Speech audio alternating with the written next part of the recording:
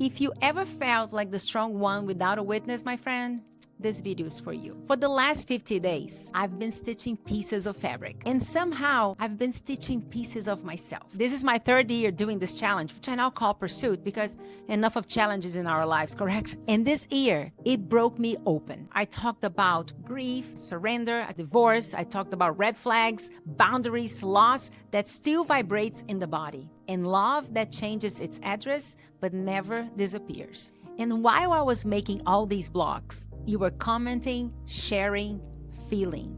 You told me your machines were gathering dust, and now you're sewing again. You told me these videos helped you see life differently. You told me you cried. You told me you breathed deeper. You told me I changed your life. But here's the truth, my friend. You changed mine. During these past 50 blogs, I reached 1,000 subscribers. And every single one of you witnessed something I never had growing up. A woman doing the emotional work and being seen while she does it.